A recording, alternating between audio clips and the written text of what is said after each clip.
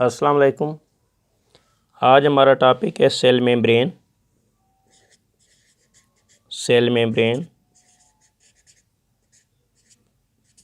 Membranes तो cell में बहुत ज़्यादा होती हैं, ख़ास तौर पे यूकैरियोटिक सेल में। लेकिन जो ख़ास तौर पे मेम्ब्रेन कवरिंग मौजूद है, आउटर कवरिंग, उसको प्लाज्मा मेम्ब्रेन या सेल सरफेस मेम्ब्रेन भी नाम दिया जाता है। प्लाज्मा मेम्ब्रेन,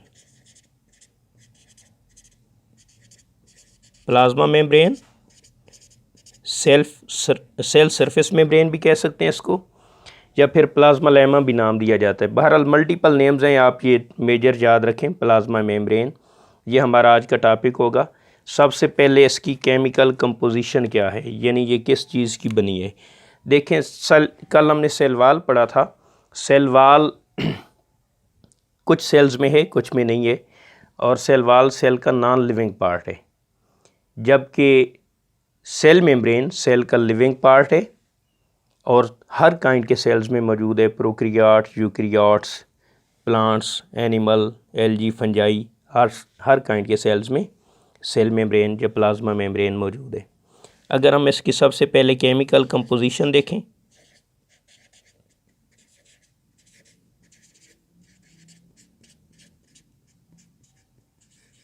तो इसमें सबसे ज़्यादा बाई मेस प्रोटीन्स हैं, प्रोटीन्स दैट आर 60 to 80%। फिर लिपिड्स हैं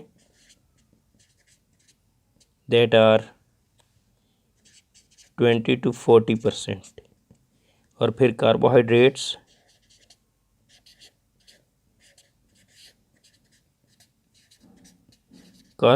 आर इन स्मॉल क्वांटिटीज।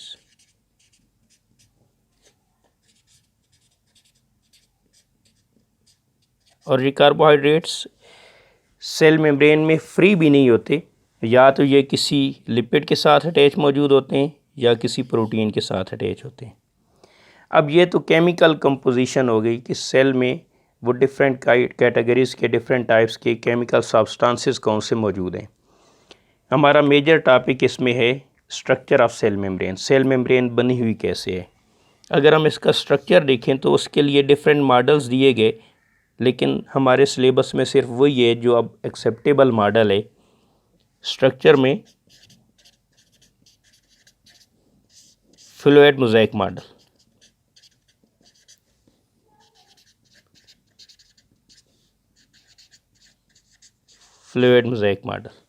अब ज़ाहिर है ये तीन चीज़ें हैं जो मिल के मेम्ब्रेन बना रही हैं।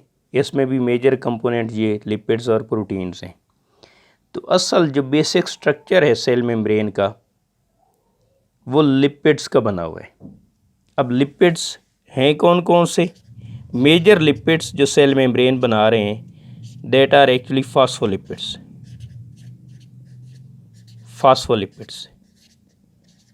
साथ कुछ क्वांटिटी, ख़ास तौर पे ये जब मैं बात करूँ तो ये यूकैरियोटिक सेल्स में, प्रोकैरियोट्स में नहीं है, कोलेस्ट्रॉल भी मौजूद होता है, कोलेस्ट्रॉल। और अगर हम इसी कैटेगरी में उनको शामिल कर लें, उन लिपिड्स को जिनके साथ कार्बोहाइड्रेट्स अटैच हैं, तो दैट आर ग्लाइकोलिपिड्स।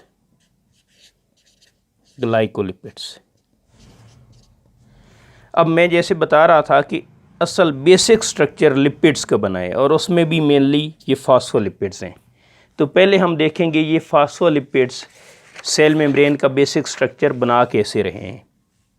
अगर हम एक फॉस्फोलिपिड मॉलिक्यूल को लें, ये आप नेक्स्ट चैप्टर में इनका डिटेल स्ट्रक्चर पढ़ेंगे भी सही, ये कैसे बनते हैं फॉस्फोलिपिड्स।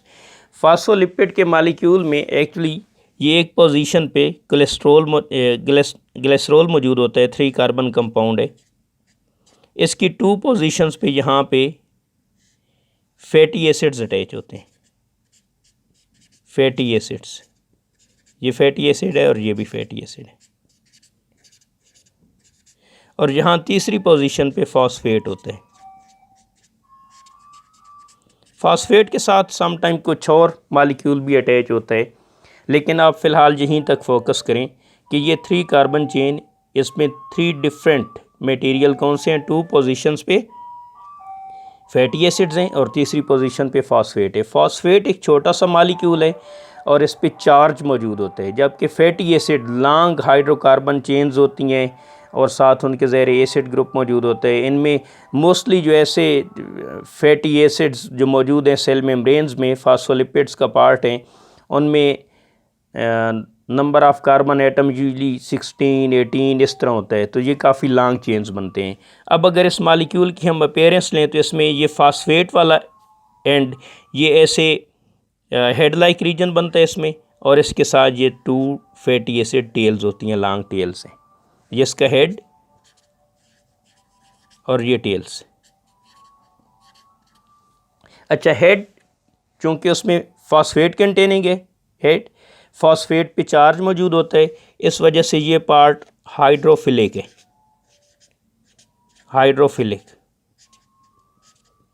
जबकि tails fatty acid tails that are hydrophobic. तो एक ही मालिक्यूल में हमें डुअल नेचर मिल जाती है, उसका कुछ पार्ट हाइड्रोफिलिक है यानी वाटर लविंग है और कुछ पार्ट उसका हाइड्रोफोबिक है, वाटर हेटिंग है।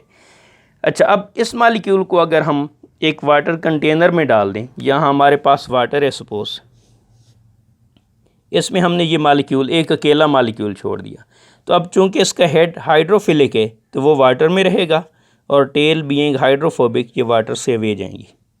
अब ये एक मालिक्यूल की बात है, लेकिन अगर हमारे पास फ्यू मालिक्यूल्स हों, सिंगल से हम फ्यू पे चले जाएं, तो ये फ्यू ऐसे अरेंज हो जाएंगे, ये हेड्स बाहर होंगे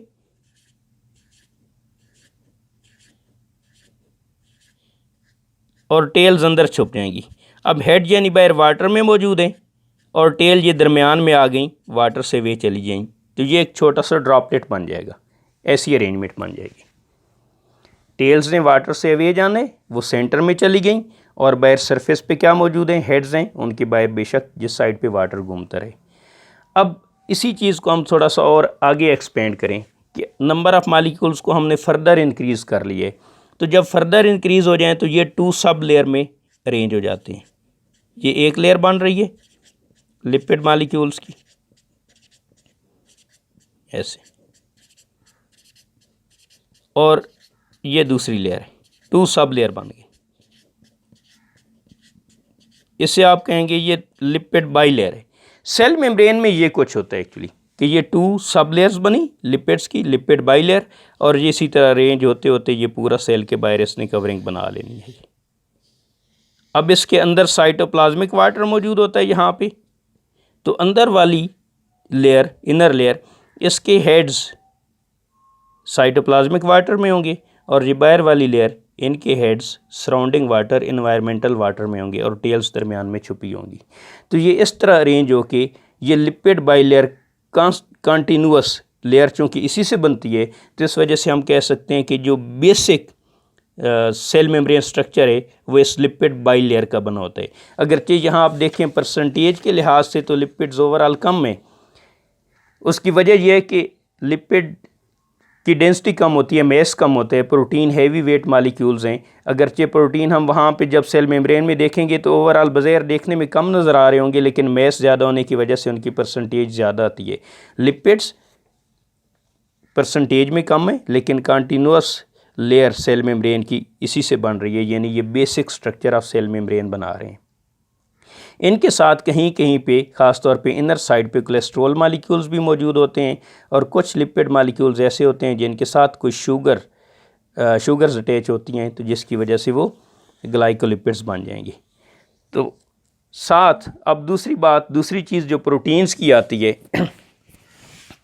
ये मैं वैसे थोड़ा शो कर दूँ कि सपोज़ यहाँ पे ये कोलेस्ट्रॉल मालिक्यूल यहाँ मौजूद है ये, और इसी तरह यहाँ किसी के ऊपर ये शुगर अटैच है, तो जब शुगर अटैच है तो ये क्या बन जाएगा, ग्लाइकोल लिपिड, और ये क्या होगा, कोलेस्ट्रॉल मालिक्यूल है इसमें, तो ये सारे लिपिड्स आ गए। प्रोटीन्स इस लिपिड बाई लेयर के अंदर कहीं कहीं पे इनकारपोरेटेड होती हैं। कुछ ऐसी होती हैं जो सिर्फ एक सरफेस की साइड पे मौजूद हैं, कुछ ऐसी हैं जो पूरा पेनिट्रेट करती हैं from one side to other side. तो प्रोटीन की वैरायटी बहुत ज़्यादा होती है, वो आगे हम उनके फंक्शंस में भी पढ़ेंगे। अब ओवरऑल जो हमारे पास एक लिपिड बाई लेयर की अपीयरेंस बनती है, वो मैंने पहले से एक यहाँ पे कंस्ट्रक्ट करके रखा है स्ट्रक्चर। ये अब इसमें देखिएगा कौन कौन सी चीज़ें किस किस अरेंजमेंट में मौजूद हैं। अब ये एक तो ये कंटिन्यूस लिपिड बाइलेयर है, इसमें देखें फास्फोलिपिड्स 2 सब लेयर्स, इनमें टेल्स अंदर की तरफ हैं और हेड्स जो बाहर अंदर वाली लेयर साइटोप्लाज्म की तरफ और बाहर वाले सराउंडिंग वाटर की तरफ हैं। इसके बाद ये यहाँ पे ये सपोज कोलेस्ट्रॉल मालिक्यूल है, यहाँ इसी तरह कोलेस्ट्रॉल मालिक्यूल है। ये ऐसा लिपिड है जिसके ऊपर शुगर अटैच है तो ये ग्लाइकोलिपिड बन गया। तो ये तो लिपिड की होगी कंटिन्यूस लेयर। इसके साथ प्रोटीन्स हैं। प्रोटीन्स में बहुत वैरायटी मौजूद होती है। प्रोटीन्स में क्या किस तरह की हैं अब देखें। जैसे मैंने बताया कुछ प्रोटीन सिर्फ इनर लेयर की तरफ हैं, कुछ हैं जो सिर्फ आउटर लेयर की तरफ हो सकती हैं। ये सिर्फ आउटर लेयर की तरफ है ये प्रोटीन। तो कुछ सिर्फ इनर साइड पे हैं, कुछ सिर्फ आउटर साइड पे हैं और कुछ कंप्लीटली पेनिट्रेट करती हैं इनटू बोथ लेयर्स। अब इनमें मेजर वैरायटीज़ जो प्रोटीन्स की हैं उसमें एक ये चैनल प्रोटीन्स हैं, ये देख रहे हैं यहाँ पे ये इसमें ओपन होल बना हुआ है जहाँ से कोई चीज़ पास, या जैसे यहाँ पे ये एक और चैनल प्रोटीन है। इसी तरह कुछ कैरियर प्रोटीन्स हैं, ये जब इनके फंक्शन डिस्कस करेंगे तो इनका एक माइनर सा डिफरेंस वो मैं आपको बताऊँगा। इसी तरह यहाँ पे रिसेप्टर मौजूद हैं, ये रिसेप्टर प्रोटीन है। एंजाइम्स हैं। इसी तरह कुछ प्रोटीन्स के ऊपर शुगर्स अटैच होती हैं, जैसे लिपिड पे शुगर अटैच है तो वो ग्लाइकोलिपिड है, प्रोटीन पे अटैच हो तो ये ग्लाइकोप्रोटीन बनता है। ये जो अंदर छोटे छोटे फाइबर्स आपको नज़र आ रहे हैं ये एक्चुअली साइटोस्केलेटल स्ट्रक्चर होते हैं जो सेल मेम्ब्रेन की इनर सरफेस पे अटैच होते हैं और सेल मेम्ब्रेन को स्टेबलाइज करने में हेल्प करते हैं और साथ उनका रोल साइटोप्लाज्मिक मूवमेंट्स में भी होता है। तो अब ये ओवरऑल सेल मेम्ब्रेन के डिफरेंट स्ट्रक्चर्स हो गए, यानी फास्फोलिपिड्स हैं, साथ कोलेस्ट्रॉल है, ग्लाइकोलिपिड्स। तो ये सारा कौन सा आ गया, लिपिड मटेरियल। और फिर प्रोटीन्स की वैरायटी मौजूद है। शुगर्स अब जहाँ भी मौजूद होंगी वो फ्रीली नहीं होंगी, या वो किसी लिपिड से अटैच हैं ग्लाइकोलिपिड की फॉर्म में, या प्रोटीन के साथ अटैच हैं ग्लाइकोप्रोटीन की फॉर्म में। अब अगर हम इन सारे स्ट्रक्चर का सेल मेम्ब्रेन में रोल देखें। अच्छा पहले ये जो मॉडल इसके लिए एक्सप्लेन किया गया सेल मेम्ब्रेन स्ट्रक्चर के लिए, उसे क्या नाम दिया जाता है, फ्लूइड मोज़ेक मॉडल। अब इसका मतलब क्या है ये मैं थोड़ा सा एक्सप्लेन कर दूं। Fluid mosaic model, cell membrane के पहले भी कई मॉडल प्रेजेंट किए गए थे, उसमें ज़्यादातर मॉडल्स में लिपिड्स की अरेंजमेंट यही बताई जाती थी कि लिपिड बाइलेयर में अरेंज हैं। लेकिन प्रोटीन की अरेंजमेंट क्या है, प्रोटीन की अरेंजमेंट यूजली यही बताई जाती थी कि ये शायद एक सब लेयर प्रोटीन की इस इनर साइड पे मौजूद है, लिपिड्स के अंदर वाली साइड पे, और एक इसी तरह बाहर वाली साइड पे। तो प्रोटीन की भी ऐसी 2 कंटिन्यूअस लेयर्स मौजूद हैं। लेकिन ये बाद में जब ये मॉडल प्रेजेंट किया गया, इसे फ्लूइड मोज़ेक मॉडल का नाम दिया गया। इसमें क्या था कि लिपिड तो कंटिन्यूअस लेयर में मौजूद हैं, लेकिन प्रोटीन उसमें किसी स्पेसिफिक पैटर्न में, किसी खास डिज़ाइनिंग में इनकॉर्पोरेटेड हैं डिफरेंट पोजीशंस पर। अब ये जो अरेंजमेंट ऑफ प्रोटीन है इसे मोज़ेक कहा जाता है। मोज़ेक क्या है, that is arrangement of protein, यानी किसी खास तरतीब, किसी खास डिज़ाइनिंग में लगा होना, ये क्या कहलाता है, मोज़ेक अरेंजमेंट। और फ्लूइड का मतलब क्या है, फ्लूइड ऐसी चीज़ को कहते हैं जो फ्लो कर सकती हो। तो सेल मेम्ब्रेन सेल के बाहर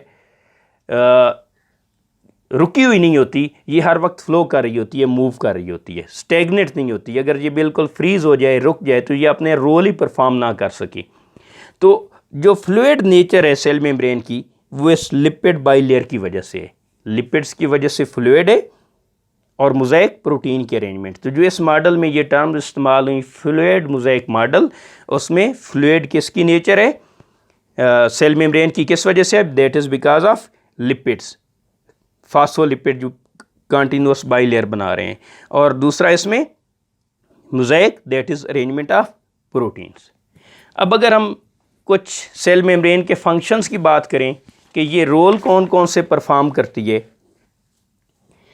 तो उसमें हम पहले अलग अलग देख लेते हैं। इसमें लिपिड्स का है कि लिपिड्स के क्या रोल परफॉर्म कर रहे हैं, किस तरह इसको मेम्ब्रेन को अरेंज कर रहे हैं, और साथ उनकी कुछ और फंक्शंस आएंगे, और इसी तरह फिर फंक्शंस ऑफ प्रोटीन्स होंगे।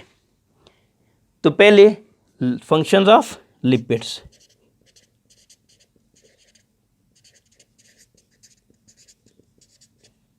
लिपिड्स जैसे मैंने पहले आपको बताया था कि इनकी 3 कैटेगरीज बनती हैं। कौन कौन सी, एक इसमें फास्फोलिपिड्स हैं,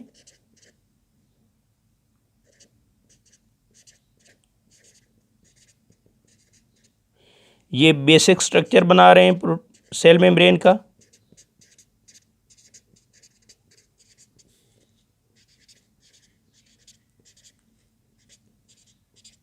एक तो ये हो गया बेसिक स्ट्रक्चर।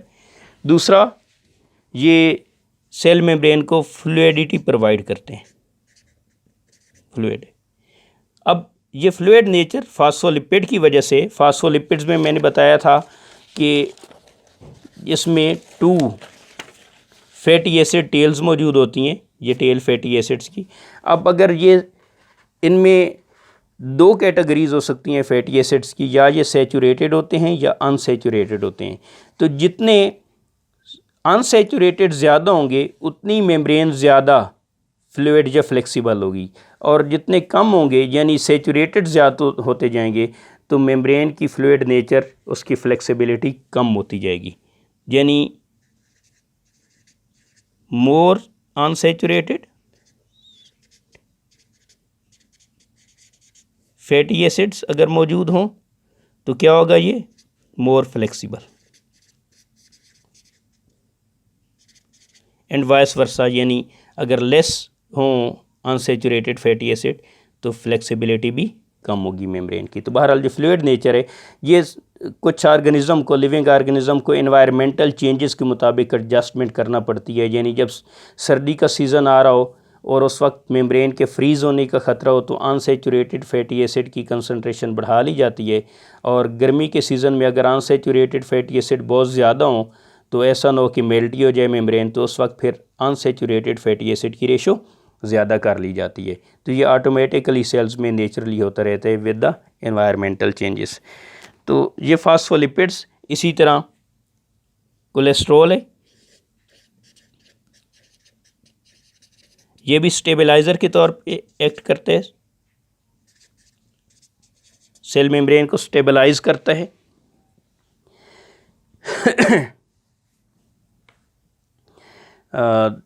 ये कोलेस्ट्रोल मैंने पहले मेंशन किया था कि प्रोकैरियोट्स में नहीं होता, यूकैरियोट्स की मेम्ब्रेन में है। तो इस वजह से आप कह सकते हैं कि यूकैरियोट की मेम्ब्रेन ज़्यादा स्टेबल होती है। तो ख़ास तौर पे ये भी सीजनल वेरिएशन में जो हमारा बॉडी टेम्परेचर या हायर टेम्परेचर होता है उस पे सेल मेम्ब्रेन को स्टेबल रखता है, और जब बहुत ज़्यादा लो टेम्परेचर हो, इन्वायरमेंटल टेम्परेचर, तो वहाँ भी मेम्ब्रेन की स्ट्रक्चर मेंटेन करने में हेल्प करता है। और फिर आखिरी चीज़ इसमें, तीसरी चीज़, वो लिपिड्स हैं जिनके साथ कार्बोहाइड्रेट्स अटैच हैं, शुगर अटैच हैं, यानी ग्लाइकोलिपिड्स। ग्लाइकोलिपिड्स ये सेल सरफेस मार्कर के तौर पे एक्ट करते हैं। मार्कर्स ऐसे मालिक्यूल्स को कहा जाता है जो आइडेंटिफिकेशन का रोल परफॉर्म करते हैं। मार्क करना क्या होता है, कोई आइडेंटिफिकेशन दे देना। तो मार्कर्स की बेस पे सेल्स को एक दूसरे से, सेल की डिफरेंट कैटेगरीज़ को अलग अलग पहचाना जा सकता है। तो इसमें दोनों तरह के हैं, ग्लाइकोलिपिड्स भी हैं कुछ जो मार्कर के तौर पे एक्ट करते हैं, इसी तरह ग्लाइकोप्रोटीन्स भी हैं जो मार्कर के तौर पे एक्ट करती हैं। इवन कुछ सिंपल प्रोटीन भी होती हैं अलग से जो सेल सरफेस मार्कर के तौर पे एक्ट करेंगी। ये जो मैंने यहाँ पे आपके सामने ये रखा हुआ था स्ट्रक्चर, इसमें देखें ये जो लेबल किए मैंने, ग्लाइकोलिपिड और इसी तरह ग्लाइकोप्रोटीन, इन दोनों को क्या लिखा हुआ है, ये मार्कर्स के तौर पे एक्ट कर रहे हैं। इसी तरह जहाँ एक अलग प्रोटीन मौजूद है, that is also cell surface marker, ये भी मार्कर के तौर पे एक्ट कर रही है, यानी सेल को ये आइडेंटिफिकेशन दे रहे हैं। तो ये पहला लिपिड्स का था। इसके बाद प्रोटीन्स हैं, प्रोटीन फंक्शन। ये हम सेल मेम्ब्रेन प्रोटीन्स की बात करें, ओवरऑल प्रोटीन के फंक्शंस नहीं हैं। तो सबसे पहले इसमें कुछ प्रोटीन्स ऐसी हैं जो चैनल्स के तौर पे या कैरियर के तौर पे एक्ट करते हैं।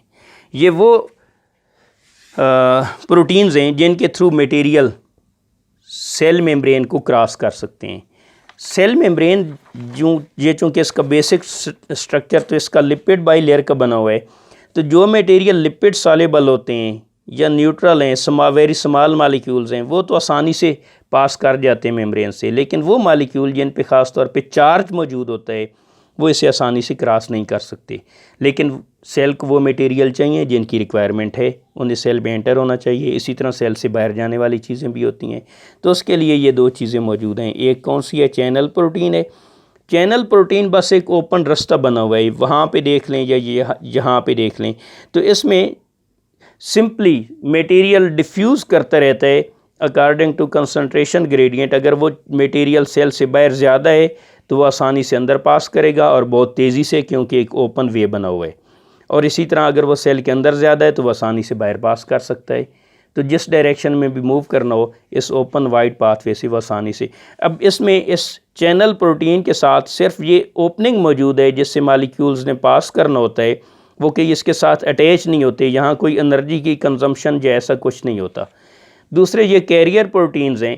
कैरियर प्रोटीन्स इस तरह वाइड ओपन चैनल मौजूद नहीं होते कि दोनों साइड पे ओपन हो, यूजली इनकी एक सरफेस ओपन है। अब इनके साथ जिस मालिक्यूल ने क्रॉस करना है वो यूजली इस पे अटैच होता है। सपोज़ जहाँ इस कैविटी में अटैच हो मालिक्यूल, अब जब ये अटैचमेंट होती है तो इसकी अपनी कन्फर्मेशन चेंज होती है। अब देखें उसकी ओपन साइड अंदर है और क्लोज वाली ये बाहर हो चुकी है यहाँ पे, यानी ये उसी मालिक्यूल की ओरिएंटेशन चेंज हुई है। या ये हो सकता है कि जब ये अटैच होता है तो बाहर वाली साइड क्लोज हो जाती है और अंदर से ये ओपन हो जाता है। इस तरह मालिक्यूल अंदर रिलीज़ कर दिया। तो मालिक्यूल एक तो इस पर अटैच होगा, दूसरा ये समटाइम एक्टिव ट्रांसपोर्ट में इन्वॉल्व होते हैं, यानी एनर्जी कंज्यूम करके अगेंस्ट द कंसंट्रेशन ग्रेडियंट भी मालिक्यूल्स को मूव कराते हैं ये कैरियर प्रोटीन्स।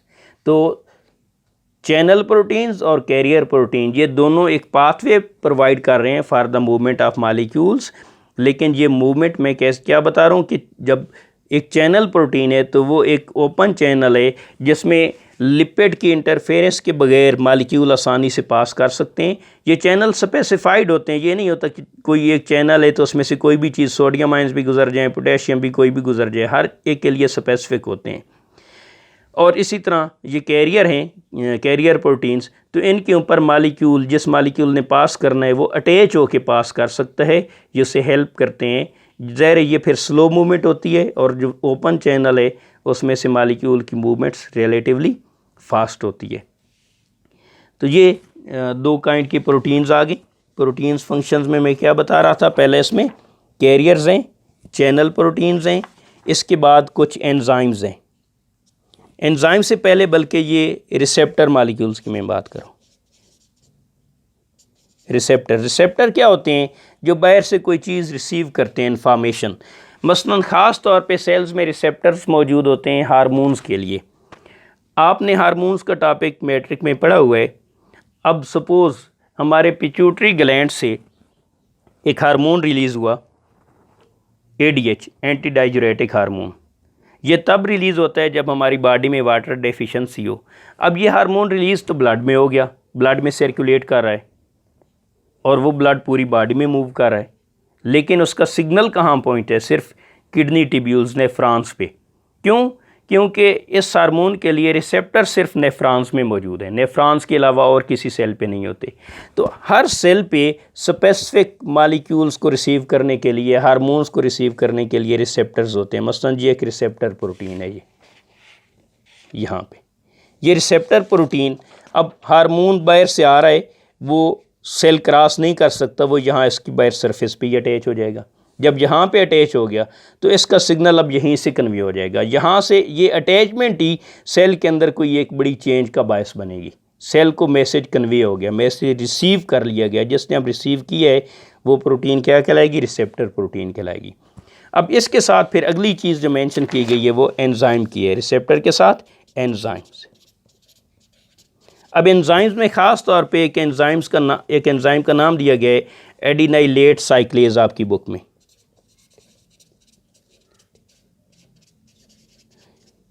ये एडिनाइलेट साइक्लेज करता क्या है? ये ATP को साइक्लिक AMP, एडेनोसिन मोनोफॉस्फेट, ये एक स्पेशल इसका साइक्लिक स्ट्रक्चर बनता है, उसमें कन्वर्ट करता है। ये एंजाइम हमेशा सेल मेम्ब्रेन्स में मौजूद होता है। अब मसलन मैंने जो जहाँ मेंशन किया हुआ है ये एंजाइम, ये रिसेप्टर के साथ ही एसोसिएटेड है। रिसेप्टर है, इस पे सिग्नल आया हार्मोन का, ये सिग्नल इस एंजाइम तक कन्वे होता है। ये एंजाइम यहाँ पे ATP को साइक्लिक AMP में कन्वर्ट कर देगी और साइक्लिक AMP सेल के अंदर सेकंड मैसेंजर के तौर पे काम करेगा और जो आगे सेल के अंदर एक्टिविटी करवाना होती है वो करवा देगा। तो अब यानी जो सेल के अंदर सिग्नल कन्वे हुआ है उसमें भी एक रिसेप्टर इन्वॉल्व है। पहले तो मैसेंजर आया, एक मैसेंजर किसी हार्मोन से, मैसेंजर मालिक्यूल है हार्मोन, वो किस पे अटैच होगा, रिसेप्टर पे। रिसेप्टर से फिर ये एंजाइम एक्टिवेट होगा, ये एटीपी को साइक्लिक एएमपी में कन्वर्ट कर देगा और साइक्लिक एएमपी फिर आगे सेल के अंदर सेकंड मैसेंजर के तौर पे एक्ट करके आगे एक्टिविटी करवा देगा, रोल परफॉर्म करवा देगा। तो इस तरह की कई, ये एक एग्जांपल है, और भी कई एंजाइम सेल मेम्ब्रेन्स के अंदर मौजूद होते हैं जिन्होंने वहीं सेल मेम्ब्रेन के अंदर ही कोई रोल परफॉर्म करना होता है, कोई एक्टिविटी परफॉर्म करना होती है। अच्छा, इसके बाद फिर एक और कैटेगरी दी गई है प्रोटीन्स में, डेट आर, मैं अब यहीं पे ये थोड़ी सी जगह पे साथ मेंशन कर रहा हूँ, एंटीजेंस। एंटीजेंस का नाम ख़ास तौर पे आपने पहली क्लासेस में ब्लड ग्रुप एंटीजेंस के नाम से पढ़ा हुआ है। तो इस तरह की एंटीजेंस हर तरह के सेल्स पे मौजूद होती हैं। एंटीजेंस का रोल क्या होता है, ये सेल को रिकग्निशन देती हैं, इनकी बेस पे सेल पहचाने जाते हैं, यानी वही जो मार्कर्स वाली बात है वैसी ही बनती है। अब एंटीजन ख़ास तौर पे उन मालिक्यूल्स को हम कंसीडर करते हैं जिनको किसी आइडेंटिफाई करने में इम्यून सिस्टम जो है वो यूज़ करता है। तो इम्यून सिस्टम अगर किसी बाहर से आने वाले सेल को डिटरमिन कर ले कि ये अपना सेल नहीं है, तो वो इस बेस पे होता है क्योंकि उसके ऊपर कोई एंटीजन मालिक्यूल ऐसा मौजूद होगा जो बॉडी सेल्स में मौजूद नहीं होता। तो फिर उसके अगेंस्ट इम्यून सिस्टम एंटीबॉडीज़ बनाना शुरू कर देता है। एंटीबॉडीज़ हमेशा एंटीजन के अगेंस्ट बनती हैं। एंटीजन क्या है, हज़ारों किस्म के मालिक्यूल्स हमारे सेल्स पे मौजूद होते हैं। वो हम दो डिफरेंट पर्सनस हों तो उनके भी आपस में डिफ़र करते हैं। अब ये सारे जानते हैं कि हमारे मसलन जैसे ब्लड ग्रुपिंग है, एक का ब्लड ग्रुप लाजमी नहीं है कि दूसरे को लग जाए, उनकी एंटीजन में फ़र्क हो सकता है। इसी तरह जब टिश्यू ट्रांसप्लांट किए जाते हैं या आर्गन्स लगाए जाते हैं तो उसमें भी यही होता है कि ये एंटीजेंस डिफरेंट होने की वजह से इम्यून सिस्टम रिजेक्ट कर सकता है। तो इम्यून सिस्टम जिन सेल प्रोटीन्स को फ़ौरन के तौर पे आइडेंटिफाई करके उनके अगेंस्ट एक्टिवेट हो जाए, ऐसी सेल प्रोटीन्स को एंटीजेंस का नाम दिया जाता है। इसके बाद ये आपकी बुक में एक हेडिंग दी गई है, role of glycolipids and glycoprotein as cell surface marker. Again वही बात आ गई, सेल सरफेस मार्कर ये पहले 2-3 दफ़ा जिक्र हुआ कि ये किसके तौर पे एक्ट करते हैं, इनकी बेस पे सेल्स आइडेंटिफाई हो जाते हैं। अब ये सिंपल आइडेंटिफिकेशन और आइडेंटिफिकेशन एज फॉरेन सेल, वो दो अलग बातें बनती हैं। जो एंटीजन सेल होगा उसके अगेंस्ट तो ज़ाहिर है इम्यून सिस्टम एक्ट कर रहा है, लेकिन मार्कर्स तो अपने सेल्स के भी हो सकते हैं। अब हमारी बॉडी के कुछ सेल्स हों तो एक टिश्यू के सेल्स हैं वो सारे एक जैसे होंगे, वजह वो अपने मार्कर्स की बेस पे पहचाने जाएंगे। अब अगर लिवर का टिश्यू हो हमारा, वो डैमेज हो जाए तो वो वापस अपनी पोजीशन पे हील अप हो सकता है। वो अब जॉइन कैसे कर रहे हैं सेल्स, क्योंकि उनके ये सेल सरफेस मार्कर एक जैसे होते हैं। ऐसा नहीं हो सकता कि एक लिवर टिश्यू है तो उसमें आप किडनी का या किसी और जगह का ट्रांसप्लांट लगा दें और वो भी उसी तरह सेटल हो जाएगा, वो नहीं होगा क्योंकि उसके मार्कर्स डिफरेंट होंगे। तो जो सेल आपस में जॉइन करते हैं डिफरेंट टिश्यूज़ के, वो इन मार्कर्स की बेस पे एक दूसरे को आइडेंटिफाई करके अटैच हो रहे होते हैं। तो मार्कर्स भी सेल को आइडेंटिफिकेशन दे रहे हैं और एंटीजन भी आइडेंटिफिकेशन दे रहे हैं, लेकिन इनका रोल थोड़ा सा डिफरेंट बनता है। मार्कर्स वो सेल खुद बॉडी खुद यूज़ कर रही होती है कि एक काइंड के सेल एक साथ अटैच रहें, जबकि एंटीजन जो है वो दूसरे बॉडी में एंटर होने वाले बाहर के सेल्स की आइडेंटिफाई करके उनके अगेंस्ट बॉडी सिस्टम एक्ट करता है। इसी बेस पे हमारा बॉडी सिस्टम बैक्टीरिया, वायरसेस और फंगल इन्फेक्शन के अगेंस्ट भी एक्ट कर रहा होता है। और फिर एक और इसमें टॉपिक मेंशन किया गया है, that is regulation of cell interaction with environment. Environment के साथ सेल की रेगुलेशन कैसे होती है, पर्पज़ क्या होता है इसका, तो उसके लिए यहाँ कुछ पॉइंट्स दिए गए हैं। एक है मसलन obtain nutrients,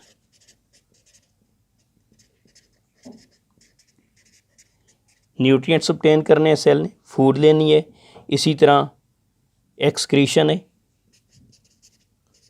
excretion waste material की होती है जो सेल के अंदर अनवांटेड मटेरियल प्रोड्यूस हो जाएंगे। फिर सेक्रीशन है, एक्सक्रीशन और सेक्रीशन में फ़र्क है।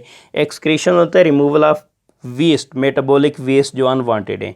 सिक्रीशन ज़रूरी मटेरियल जैसे सलाइवरी ग्लैंड है वो सलाइवा सिक्रीट कर रहे हैं। इसी तरह गैस्ट्रिक जूस स्टमक में रिलीज़ होकर आता है, तो बहुत सारे सेल सिक्रीशंस बना के रिलीज़ कर रहे होते हैं, तो ये सेल सिक्रीशंस आ जाती हैं। फिर एक जनरेट आयोनिक ग्रेडियंट,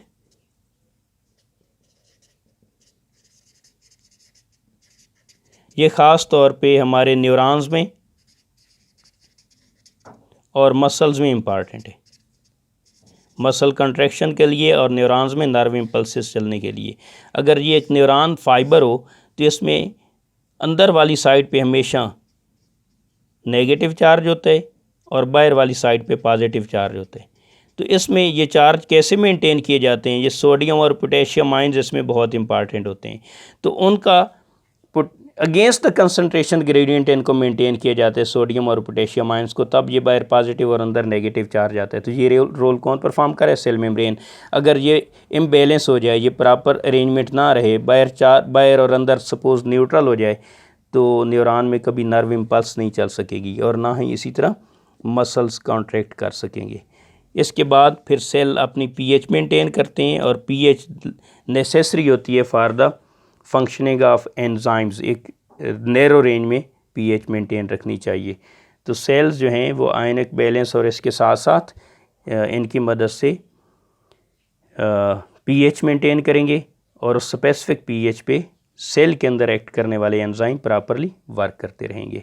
और आखिर पे एक और पॉइंट डिस्कस किया गया है कि सेल मेम्ब्रेन में जो चीज़ें क्रॉस करती हैं, ज़ाहिर सेल को जो मटेरियल रिक्वायर्ड है वो बाहर से ही अंदर आना है मेम्ब्रेन से गुजर के, या फिर इसी तरह सेल से कोई चीज़ रिमूव करनी है तो वो मेम्ब्रेन के थ्रू ही जाएगी। तो मेम्ब्रेन में जो स्मॉलर मॉलिक्यूल्स हैं या न्यूट्रल होते हैं वो तो आसानी से डिफ्यूज़ कर सकते हैं, जो चार्ज वाले होते हैं या लार्ज मॉलिक्यूल्स हैं उनके लिए डिफ़िकल्टी होती है। तो अब इसके लिए जो डिफरेंट प्रोसेस इन्वॉल्व हैं सेल मेम्ब्रेन क्रॉस करने के लिए, वो कौन कौन से हैं। एक सिंपली डिफ्यूजन है, यानी molecules high concentration to low concentration move कर रहे हैं। फिर फैसिलिटेटेड डिफ्यूजन है जिसमें चैनल प्रोटीन्स इन्वॉल्व हो सकती हैं। इसके बाद ऑस्मोसिस है अगर हम वाटर की बात कर रहे हैं। फिर against the concentration gradient molecules को मूव कराया जा रहा हो तो दैट इज़ एक्टिव ट्रांसपोर्ट। फिर इसके बाद कुछ और प्रोसेस हैं जिसमें सेल मेम्ब्रेन की इन्वेजिनेशन या आउट ग्रोथ्स बनती हैं। ये एंडोसाइटोसिस हो सकता है या एक्सोसाइटोसिस। एंडोसाइटोसिस जिसमें मेम्ब्रेन ऐसे ही कोई ये मटेरियल अपने अंदर कवर करके वैक्यूल बना के अंदर ला रही हो, तो ये क्या है, ये बाद में काट के यहाँ ऊपर की मेम्ब्रेन्स आपस में ज्वाइन कर जाएंगी और ये काट के अंदर आ जाएगा। तो ये प्रोसेस एंडोसाइटोसिस कहलाएगा। अगर ये मटेरियल जो इंगल्फ किया जा रहा है ये सॉलिड है तो इसको फैगोसाइटोसिस कहेंगे, और लिक्विड है तो पाइनोसाइटोसिस। और इसी तरह अगर मटेरियल बाहर रिमूव किया जा रहा है, जैसे गाल्जी बॉडी से कोई वेजिकल आए और जो सेल के साथ फ्यूज़ करके मटेरियल बाहर थ्रो कर दे, तो इसे हम क्या कहेंगे, दैट इज़ एक्सोसाइटोसिस। तो इस तरह के ये प्रोसेस होते हैं जिनके थ्रू मेम्ब्रेन जो है वो परमिट करती है डिफरेंट मटेरियल्स का सेल में आना या बाहर जाना। थैंक यू, अल्लाह हाफिज़।